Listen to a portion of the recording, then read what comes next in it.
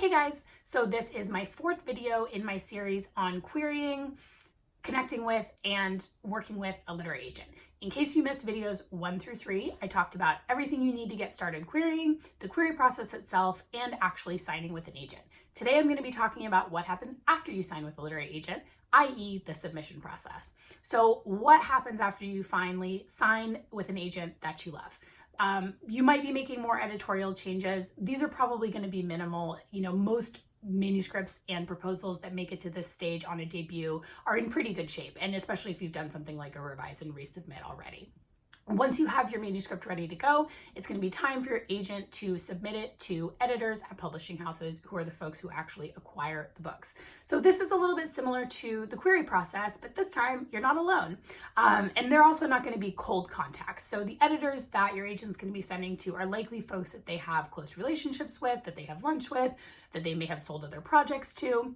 But next, I hate to tell you, more waiting. So now this is a really difficult time when your book is on submission because the stakes feel so high. You're waiting for that phone call that's going to change your life, that's going to change you from an aspiring author into a published one. So it's really can be brutal.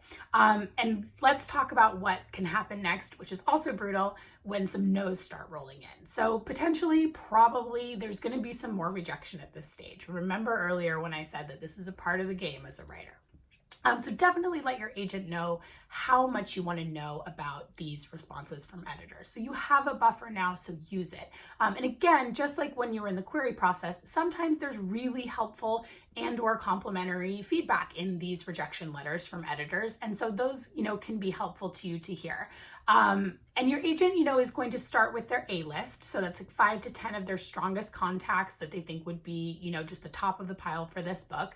And however many rounds they go after that is really up to the two of you. Typically, if it's a commercial piece of work, then you're going to start with the big 5 houses in New York. From there, you're going to move on to smaller indie presses. And by indie presses, I still mean traditional publishers, just smaller ones like Tin House.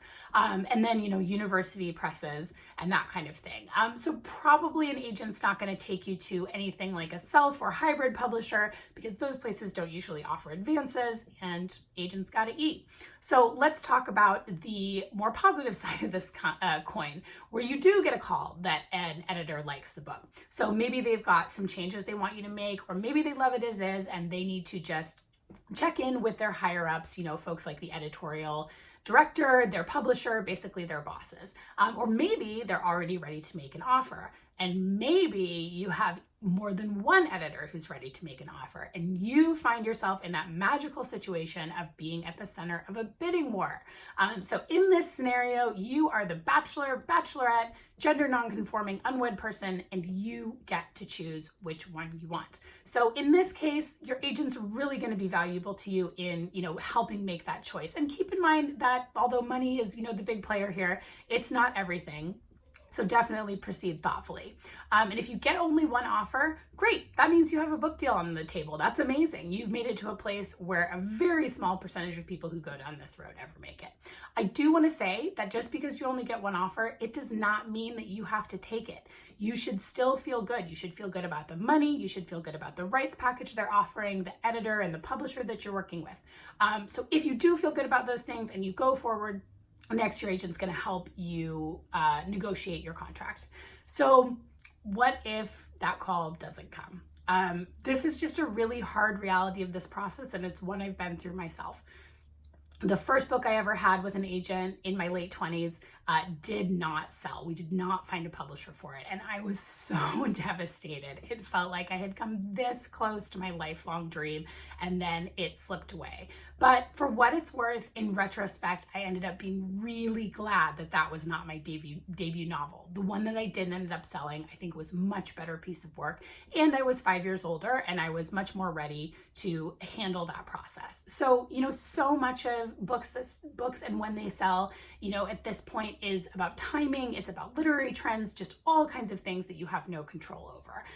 So definitely, don't despair. In some cases, maybe this means that it's time to go back and kind of overhaul that manuscript, and you can kind of talk to your agent about that. Maybe there were some cohesive feedback from the editors that you reached out to and you can make some changes, or maybe it's time to go back to the drawing board and start on something new. And this time you'll have an agent waiting to see it. So don't despair.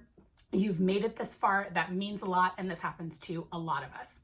So now, hopefully, you've sold your book to a publisher that you love, and next up, we're going to be talking about working with an agent after you make a book deal. So this is a part of the relationship that gets a lot less attention, even though it's, I think, the most important part. There's a lot of attention on the query process, but if the book deal is like the wedding, then what comes next is really the marriage.